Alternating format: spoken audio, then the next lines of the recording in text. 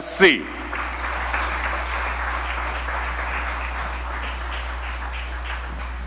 Thank you all very, very much. I want to thank the Chamber and recognize the President, Kiran, and members of the Chamber. And of course, Valmiki, thank you. Nice to see you here and to hear what you had to say, because very much of the things you said are contained in my economic transformation plan. So I think that was a great thing listening to you as a distinguished economist. And Timothy Hammersmith, former President of the Senate, again, listening to you, I thought you were reading from my manifesto, so thank you very much. Former mayors, my good friend and sister, former Minister Marlene, and former Mayor Navi Muradali, thank you all for being here. Distinguished ladies and gentlemen, the time is now. Now is the time, because it's almost dinner time. And you know, in some gatherings, you are asked to speak after dinner, because then people are, you know, more comfortable, they've had their dinner. But when you have to speak before dinner, there's an advantage. You will wait to hear the whole speech, because you know you're going to get something to eat after. But if we feed you first, you may decide you've had enough and decide to leave. So thank you, Chamber, for inviting me to speak before dinner. I will not detain you too long, and what can I say? There's so many things I can say. Val, you talked about the huge fiscal deficit, which accumulated under the present government, took us where we were from 15 billion deficit. And that 15 billion was not all ours. We inherited a deficit as well. And we left it at a 15 billion, and they have taken, what you say, $52 billion. And the question is, where did that money go? Did you see that money? Where has that money gone? Over 200 and something billion dollars spent in the last 5 years. And there is nothing to show for it. Now the government has put out an online manifesto, which is in fact 40% made up of pictures. Another 20% is to blame Kamla. And there is no specific plan. I would ask you to go and look at it. But when you do that, I would ask you to take a look at our plan. We put this out since last year, October. So there's no 7-day plan. A government in office for 5 years comes on the eve of the election, a plan, and I'm telling you, whatever percentage of pictures, at 20% of blame Kamla, so it takes you up to 80%. And the other part of it, they're claiming credits for achievements of the past government. They're claiming the Couva Hospital, the Children's Hospital. Can you believe that? Left it abandoned for 5 years.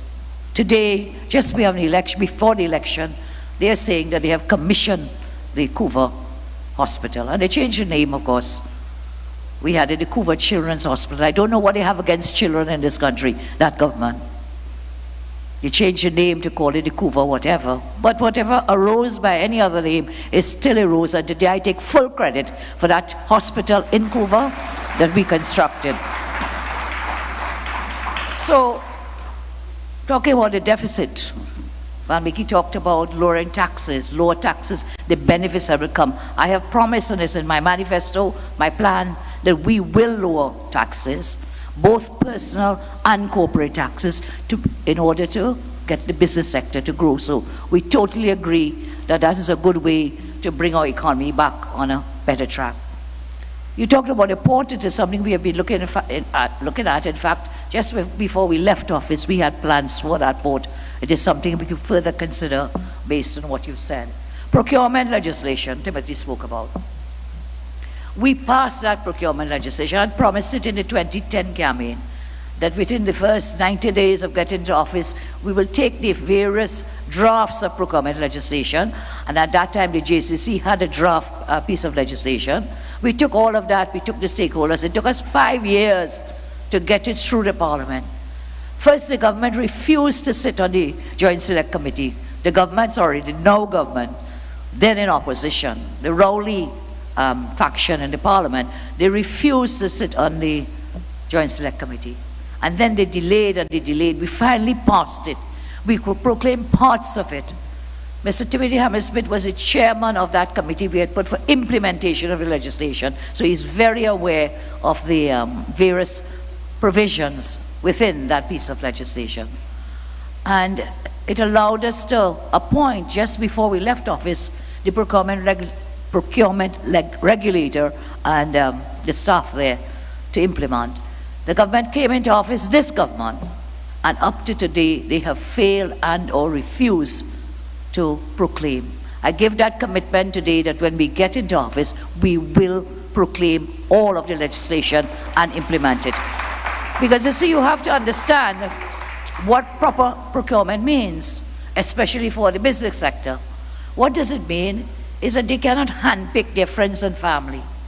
You cannot run down to Australia and buy hostile vessels. You cannot run off and buy aircraft for Caribbean Airlines. You cannot procure construction works. You cannot procure services sector works by VAPs. You will have to go through a proper process. And that is why it is very important, because if there's bad procurement, if there's corrupt procurement, then every dollar that is taken out to give to friends and family is ready to create more poverty that my candidate Sean spoke about. So it is a very, very important piece of institutional framework that Timothy spoke about. Timothy also spoke about fiscal responsibility, and I ask you again, go up uncplan2020.com. And in it, we talk about fiscal responsibility. And these are very important. I didn't plan to do this today, but Timothy has raised it, and I think they're good points. I have not articulated with my voice before, so maybe now it's a good time. We talk about public financing, restoring fiscal sanity.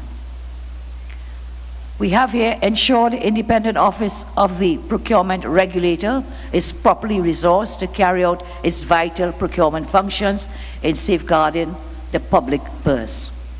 Establish procurement units within the line ministries to enhance transparency and accountability and achieve significant cost savings.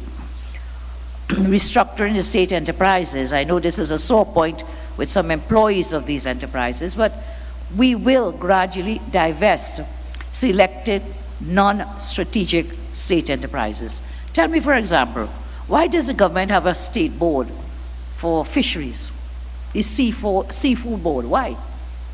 Why should a government be involved in that? So all these non-strategic enterprises, we will divest them, free up time, let the private sector do what the private sector does best. Further, we'll transform the remaining state enterprises to publicly owned companies. Put them on the stock market. You can buy shares in them. If they're doing badly, you sell your shares. If they're doing well, they will gain more and more valued, so that they'll work to become more profitable. Ensure publicly owned state enterprises are run efficiently, guess this, by private sector firms. We have to get the private sector involved, more involved in the business of Trinidad and Tobago. Further, we will undertake a debt workout strategy for selected state enterprises. We talk about the fiscal deficit, but you know, it doesn't include the debts of these companies, you know.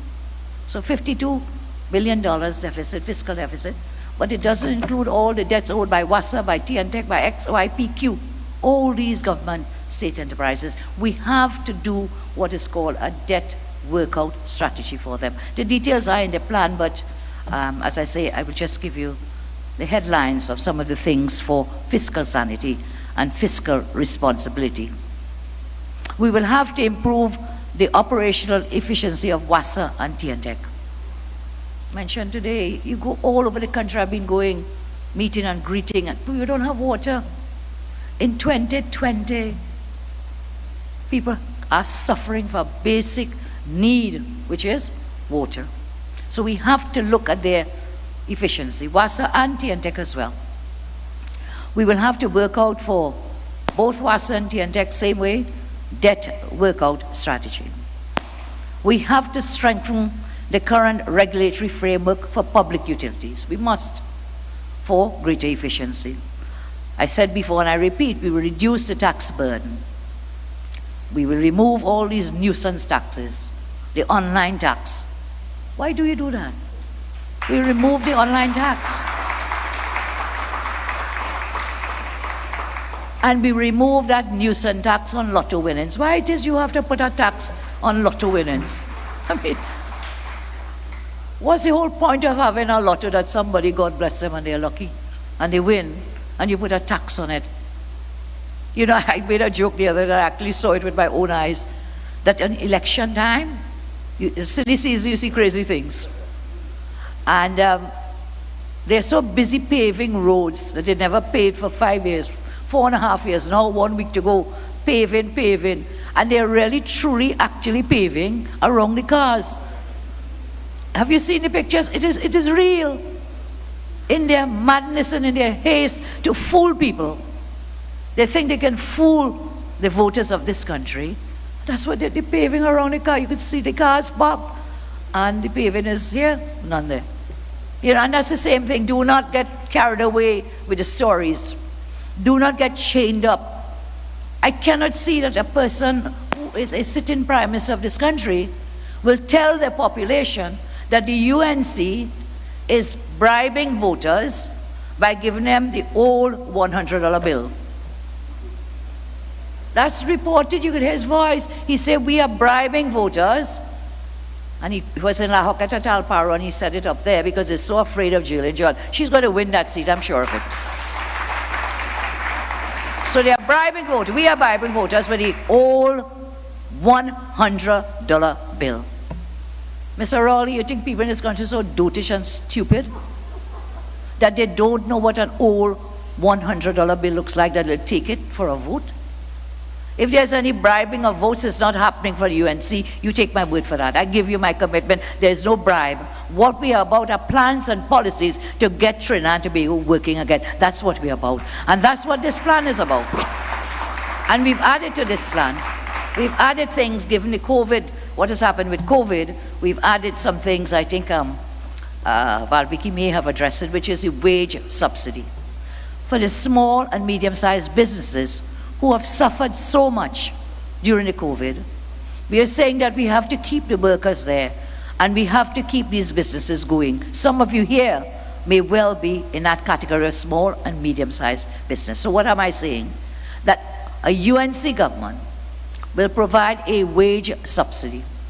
That wage subsidy will be 75% of the minimum wage.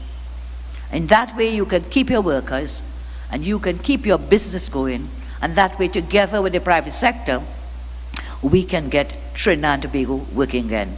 So how we envisage it is 75% of the minimum wage. I've worked it out. Last meeting I had, I gave the numbers. The numbers are nowhere near. The quantum to make this happen is nowhere near to the $22 billion this government has spent in COVID, and yet people are suffering so much. Businesses are suffering so much. So the wage subsidy is something we've added to this after COVID, post-COVID, well, during COVID and post-COVID. Continue with fiscal sanity and fiscal responsibility. We will repeal the property tax legislation. They just don't understand. In 2010, that was the mantra. No property tax as they envisage it. I listened to Marlene Kudre speak here last Sunday. By the way, this is the second Sunday I'm spending in San Fernando West, thanks to Sean. Marlene spoke about it.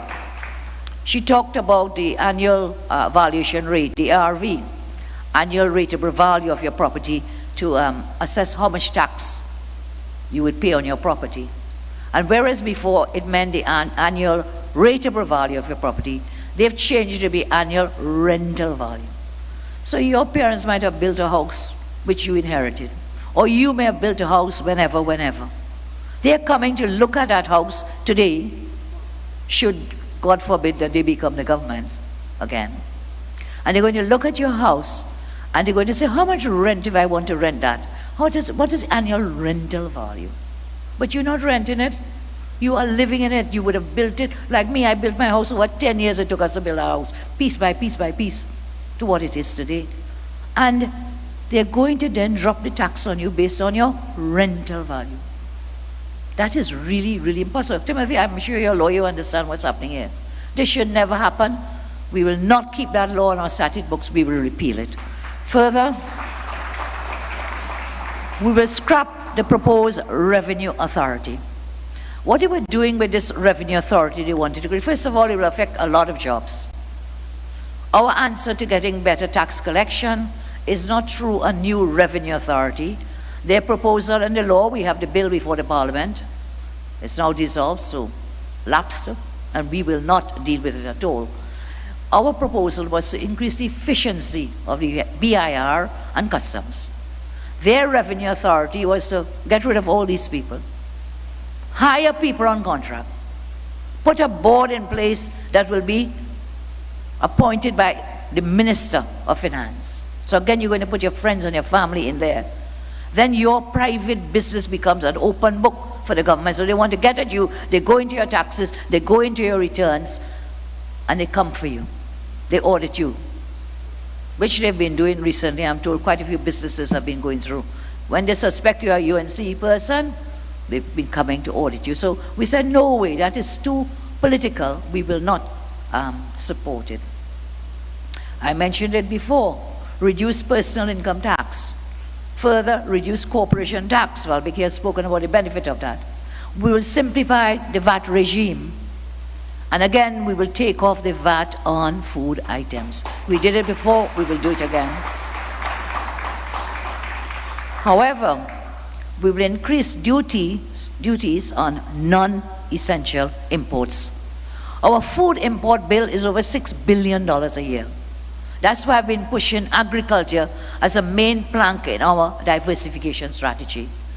We must grow what we eat and eat what we grow. I see Mr. Rowley is now talking about agriculture.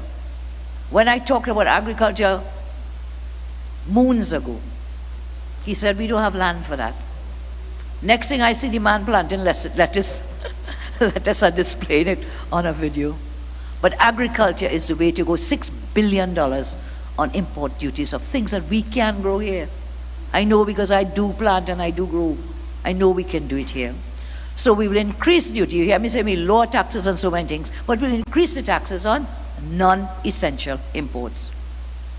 We will close tax loopholes. Do you know that we lose, so far we've lost over $8 billion in taxes from a tax loophole? And you know what it is? It is the CARICOM countries' bonds. They are tax exempt. So if they are holding bonds and they're making money on those bonds, they are tax exempt. Over $8 billion in taxes to our country has been lost. CARICOM may not be happy with me, but we have to take care. What do you say? Home first. So we cannot continue to sustain these tax loopholes. That's one we will deal with. Further, I mentioned before, strengthen the BIR, the VAT office, and customs and excise. And in all of these, we have targets that we have what we call smart plans. That is, we have fixed targets, which is very important. Timothy had mentioned there must be targets.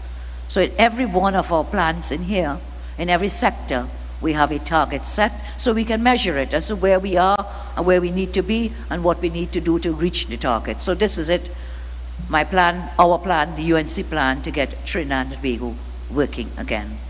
Before I close, I want to just mention something that disturbed me, and Sean just touched on it. But you see, Sean is such a nice guy. He doesn't like to say harsh things. But sometimes we need to say these things. And he talked about bread and butter issues, yes? He talked about bread and butter matters. That when we become politicians, we take an oath to serve the people, to obey the Constitution and the law.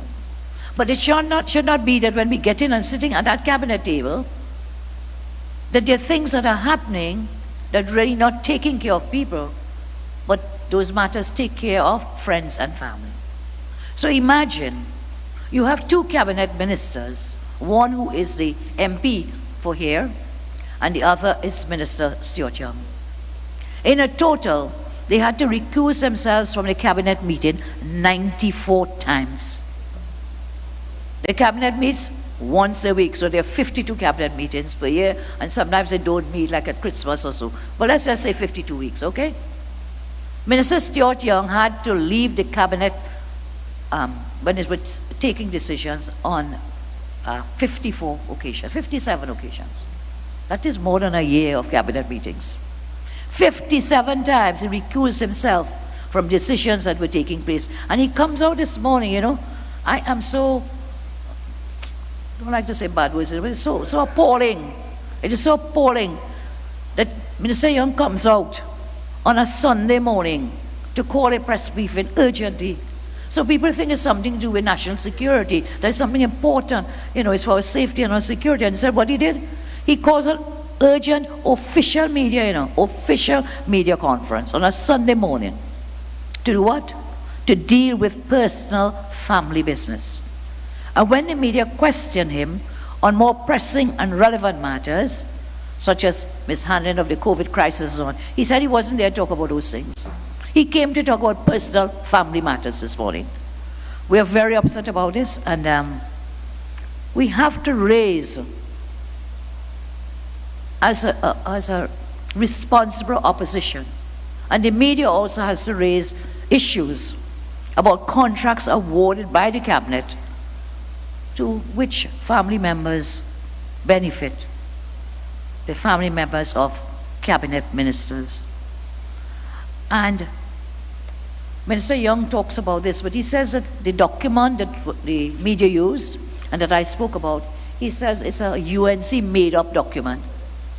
This is a response to a Freedom of Information request. The letterhead is from the Office, Cabinet Secretariat, Office of the Prime Minister, Whitehall. This is the document. And in this document, the Cabinet Secretariat informs Freedom of Information request, and they attach two appendices. One has to do with Cabinet notes matters in which Stuart Young recused himself from Cabinet 2016 to 2020, and they list all the matters.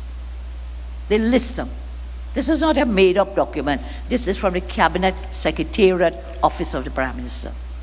And Stuart Young left the Cabinet meeting on 57 occasions. Not once or twice. And that 57 meant that there was a personal interest. That's why he recused himself. In law, you recuse yourself where there may be a personal interest, a family matter. 57 times. More than 1 year of cabinet meetings. And the second appendix has to do with the Member of Parliament for San Fernando West, the Minister, the Attorney General, Faris Alwari. He recused himself 37 times. 37 times. Why? Because the decision had to do with something for himself or his family. With Stuart Young, for his family, for his brother, a company in which his brother is the CEO. Now he says he's going to sue me or advise his father to sue me. Bring it on, I have court clues. Bring it on, I have court clues. And I can totally justify what I said. And Stuart Young, stop tapping up the media, they're just doing their job. Again, blame the media, but it is you. You recuse yourself 57 times from the cabinet meetings. The media reports it based on a cabinet secretariat response. Okay? So look, we have what, 8 days to go after today? And Timothy talked to us about the choice. And he told us, you know, either we go this way or we go that way. I will tell you, right now, there is only one choice. There is only one choice. If we want to get this country working again, if we want to get our children a future they deserve, there is only one choice. In San Fernando West, you have a UNC candidate, Sean Sobers, whom we fully endorse and support. A humble gentleman, a person born and bred and lives in San Fernando. This kind of missing absentee MPs and so on, I've tried the best I could to put my MPs, my candidates, where they live. That's very important. Then they're close to you, they know what your problems are, they can service you better. But not just is he a humble person, he's a brilliant young man. He's brilliant, a brilliant attorney at law.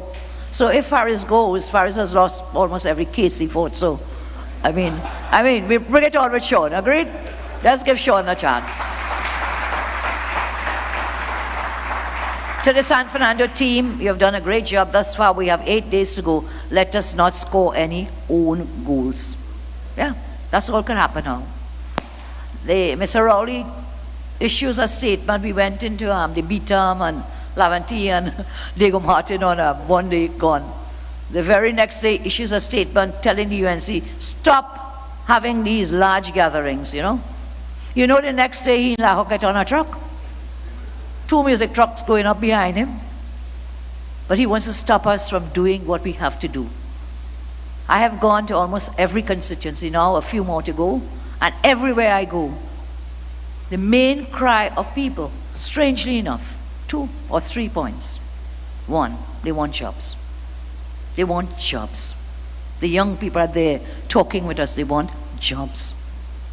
The second thing people are talking about is infrastructure, roads, drainage, water. And that, by the way, is in the top 3 issues of many of the people we have polled as well as met. Basic thing like water I mentioned before.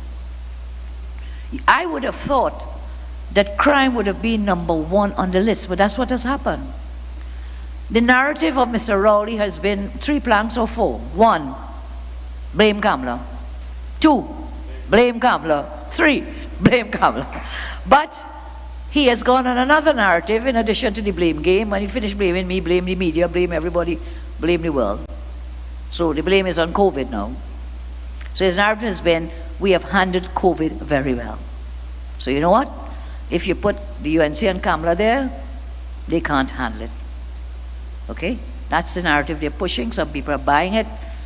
Don't get chained up with that narrative. They have handled it very badly. That is why these cases are now coming up. They handled it very badly. They were not doing the testing. And now that some more testing is taking place, cases are coming. And the more tests you do, more cases will come up. They did not do the testing. He had promised to increase it. They didn't do it. When we compare ourselves with the rest of the world, we are way down. We are 162.